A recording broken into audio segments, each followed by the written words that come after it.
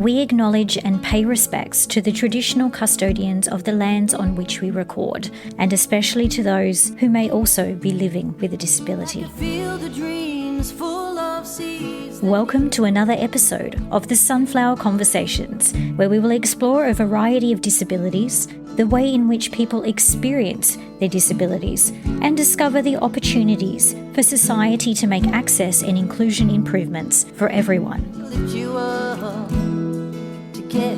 My name is Flick Manning and I'm your host. Hello everyone, I'm Flick Manning, and like many of the guests on the Sunflower Conversations, I too have a variety of hidden disabilities like Crohn's disease, lupus and Raynaud's syndrome. My guest today is Saran Chamberlain, a wonderful member of our community. Saran, welcome to the show. Thank you for having me. Absolute pleasure. Can you tell us about the stroke you experienced at, I believe, 38 years old and how it shaped your life moving forward? Yes. It was 12 years ago now, and my kids were 3, 7 and 9, and I was fit and healthy, had no sort of pre-existing conditions or anything like that. And one day I was just tidying up my bedroom and ended up basically in the hospital with my left side completely gone. They thought for a while that it was a migraine, so they didn't actually pick up in the CT scan or anything for a couple of days that it was anything, but the MRI sort of on the third day then showed that it was a stroke. So, yeah, I literally, I lost my complete left side, had to learn to walk again. I still don't have anything in my hand and fingers, and I still have no sensation at all. So you cut a line completely down the middle of me, and I have no sensation inside and out. So yeah, it's been a challenge, not just in getting myself back physically, but the identity and getting through all the unseen deficits, fatigue, depression, sensory overload, all that kind of stuff. So. Yeah, it sounds like a real learning curve for you, like it is for many people that go from an able-bodied position into finding themselves with a disability. What an incredible and challenging journey I'm sure that you've been on through that time. You've also gone from managing, I believe, an international software company to becoming a national advocate for stroke survivors like yourself. So can you give us a snapshot of, I guess, who you are now and what drives the work that you do today? I had sort of reached the point where I am now maybe sooner, but then I think I probably wouldn't know the stuff that I know now. But I tried to, go back to work for quite a long time, probably up to about 7 years in, of going back to the software company and doing consulting and doing bits and pieces. And then I was sort of being brought in as a person with lived experience for help in research, as well as, being a participant, which I loved. So I was really interested in the research itself and sort of thought, wow, I would really like to get to know more. So I had lots of people around me that were really good and sort of helped my confidence in one, participation, but also sort of helping more in research. And that way, a big thing for me in research and as a participant was even if it didn't benefit me, it would benefit other people, in the future that came after me. So that's sort of, I guess, what has driven me this whole time. And so, yeah, I got to a point where I had enough sort of work in regard to people asking me to do research, that I actually sort of quit the work that I was doing, and now I do public speaking as well. So I talk about the unseen things. I talk about sex and intimacy and incontinence and fatigue and all those kind of things that basically we live with, but it's not necessarily spoken about. So because there's a lot of isolation and shame and stigma, I think that goes with all of that. Yeah, thank you so much for sharing those details too. I can only imagine how challenging it can be to even have a conversation about some of these things because they're so stigmatized. Do you find that you were somewhat celebrated for surviving the stroke, but then after that, it was difficult to deal with having conversations around the reality of the aftermath with people? That whole identity, I think, and I think when there is an acquired trauma and injury, it's really hard because you still have that sense of self pre-injury, and you're always reaching out for that, and you just can't get there. And I think, for a long time I kept thinking, well, I'm going to get there. And I think, yeah, and so initially when I had the stroke, it was very much, very difficult to try and sort of work out who I was, not just in myself. People say, "Oh, what's your name? What do you do?" kind of thing. Didn't know what I did. And also people get on with their lives. So, I have some really good close friends, which are great. But yeah, a lot of people would sort of, yeah, come and see me afterwards. And it was very much, it was awkward because I couldn't do what I could do. I couldn't go out and that kind of thing. So there was a lot of loneliness, I think. But my family and really close friends did help me, and I know that I'm very lucky in that way that I did have the right support around me. Yeah, I'm glad that you did have that support around you, but certainly that feeling of isolation and changing identity is such a common thing that I hear when I'm speaking to other people within the Mm, community. It's a very, very difficult thing to describe unless you have actually gone through it yourself. And I completely resonate with what you're saying, that feeling of trying to reach out for what was normal and that real sensation that it's just there, just out of reach. And I think in a way you learn to come back to baseline as opposed to heading towards normal. And that's mm, sort of the mm. change in the realities between Yeah, yeah, those two states. Yeah. very much, yes. So stroke impacts everyone very differently, as all disabilities do across the spectrum. Can you share what your experience has been like, especially as a younger stroke survivor, and how your symptoms and recovery have evolved over time? So it was really hard, first up, because the specialists, the neuro, the nurses, the therapists, they were also saying, "Wow, you're so young." And I would think, "Wow, if you think that I'm young and that it's really weird, then obviously there are no other people around." And so I know that, when I did go to therapy, there were just lots of old people. So it was really, really hard. I went to a private, private rehab. I think whether or not, I don't know whether or not that disadvantaged me, because there were many more older people rather than there might have been younger people in the public sort of system. But then again, I also don't think I would have necessarily socialized, because I didn't want to face the fact that this is what had happened to me. So, who knows? But I think, and even sort of through my therapy, I did have really good therapists. So they were really working on my quality, of life. But I still had to fight for it. I had to fight. People they'd come to the end of my therapy and sort of say, "Okay, we're done." And I'd be like, "Well, no, I'm not walking yet, or I'm not independent, or my arm's not working," and that kind of thing. Whereas I think, especially with stroke, and at the time, they were just trying to get independence, like, so that you could get home, but not then sort of considering that I have so much more life to live.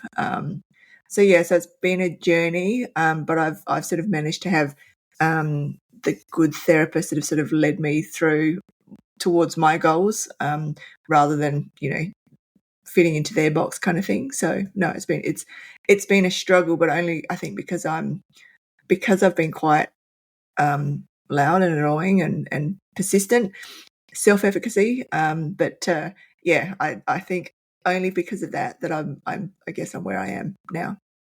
Yeah.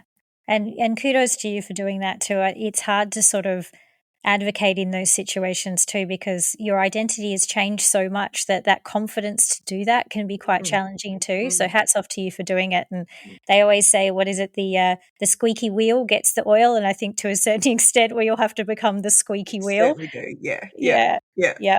Have you found sort of access to groups and other networks around you that I do include people with, the younger experience of having a stroke? So there's a group, and it is global, called Genius, GENYUS, run by Caleb Rickson, who had a massive brain, stroke, oh, 15, 16 years ago. I think it was an AVM, so quite a massive stroke. And so he's created, it's a brain injury trauma survivor network. And so one of the things that, there was coffee clubs, so we'd sort of catch up online. And I'd met him probably 4 years ago, and it changed my life. Just even just meeting him, having that, I guess, that you don't have to talk to, you don't have to sort of say things when you know that each other's had a stroke, or, similar sort of trauma. And so we would have, and I started hosting them as well. So I would, there would like be 10 or so people in a online, because it's sort of through COVID, and we might talk about stroke or we might not. But it was just that sort of the similar experience, and the ups and downs in our lives.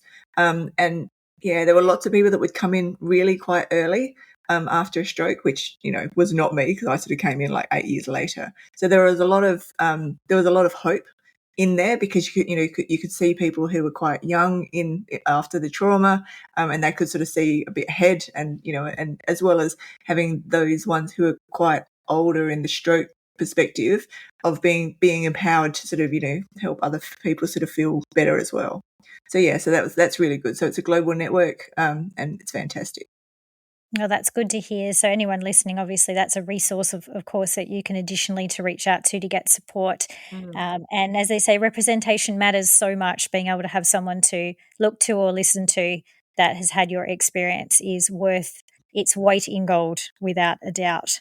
Mm. Now, your post-stroke life must have changed a lot of things, including your relationship with the world, particularly around how others perceive you versus your actual lived experience of what you're going through. So, for you, what have been some of the challenges or systemic barriers that you've come up against in your journey? So mainly my left arm doesn't work. So I walk quite well, and but I also travel. So I do quite a lot of traveling for research and that kind of thing. I've managed to, through NDIS, I've managed to get a really good bag and that kind of thing. But if you don't see my left arm, you don't know that something's wrong with me. So I did stupidly one day try and bring a bag down from the baggage holder in the plane. Even when I first sort of started, I used to say, look, would you mind if I board the plane early? Because I just sort of need to sit down. I can't really sort of walk sideways or anything like that. And again, they'd sort of say, oh, why not? And it was like, oh, well, I've had a stroke, and, or they'd say, oh, well, what's wrong with your arm, kind of thing. And so having that kind of thing, it just having to explain things to people all the time. If you can't do something, I find most days I find it sort of annoying for just general people to sort of say, oh, what's wrong with you? And look, on the other side, it's naivety, and it's not, them being nosy or rude or anything like that. But, sometimes I guess you just get a bit bored of it. Yeah, that's a good way of putting it. It becomes sort of this mundane question that you feel like you continuously need to answer. And there's often follow on questions that come from your answer, and it Mm, just becomes this mm, thing that you have to keep trotting out over and over again, which is mm. very frustrating. I can understand that. That sometimes takes up energy capacity that we just Yeah, don't have on yeah, that day. yeah.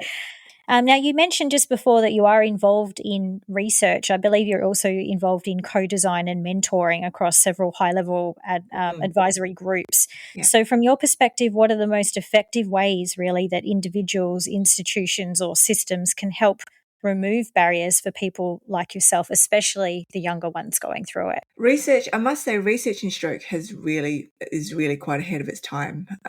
If I look at other, maybe even cancer and that kind of that, they're really good as well, and mental health. But stroke, I think, has been really growing into nationally quite well, in including people with lived experience rather than being a tick box. And I think because of the expectations for the big grants like NHMRC and MRFF and that kind of thing, where you have to have inclusion of people with lived experience.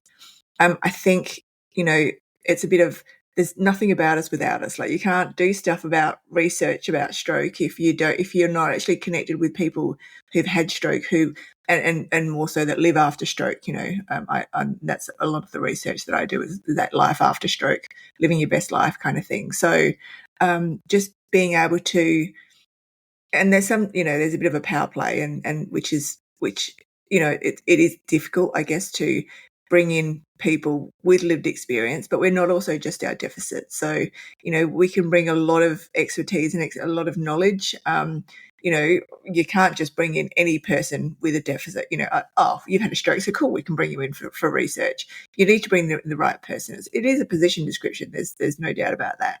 But I think to be really heard, really, and to working as a team, and that sort of that real power imbalance, just being recognized and then therefore sort of worked on. is true co-design. And unfortunately, there's still a little bit of tokenistic co-design, but I think it is getting better. But just to really hear the people who, people are doing the research for, makes research so much richer. Mm. Yeah, that's a great point. If younger stroke survivors were truly seen, supported, and heard in all facets, what impact do you think that would have on the stroke community as a general rule? Oh, look, I think that the issues, I guess, that are there with stroke would be so much more recognised and would make a lot easier path for people who are sort of coming, into stroke now. I think there's so much that can be done and improved, and it's right there. It's quite simple, but again, I guess there's specific structures and that kind of thing, and hierarchies and whatever. But I think if people truly sort of did what they were passionate about, people would live better lives and post injury and post stroke. And I think, yeah, it would change people's lives, and it is improving, but there is still so much more to do. Definitely. And look, there's obviously people like yourself that are out there doing that exact kind of work, which is brilliant and making it hopefully simpler for the next generation of people that will experience stroke going through their lives as well. Just to finish off, Saran, our time together today, is there any kind of message or even question that you would like to pose to our listeners around stroke? Some kind of nugget of wisdom, piece of advice, or just a thought that you would like to plant about the experience of having a stroke, so that they can take that away and think about how they can contribute in a more accessible and inclusive way? I think if anything I've learned from my stroke, and again, if someone could learn it, say even a day earlier than me, I think this is a lifelong journey, and we have a lot of time to reflect, and we start taking the small wins, and life can still be good. Life can still be good. It's life is what you choose it. Yes, there are obviously a lot more barriers sort of post stroke, but there is still hope, and there is still a really good life that people can live. Yeah, that's beautiful. Thank you so much for sharing that with us, Saran, and thank you for sharing your story. Thank you for having me. Thank you for joining us for another Sunflower Conversation. Please keep the conversation going via our website, hdsunflower.com/au, on Facebook at Hidden Disabilities ANZ, or on Instagram, Hidden Disabilities _ANZ. To your sunflower bloom.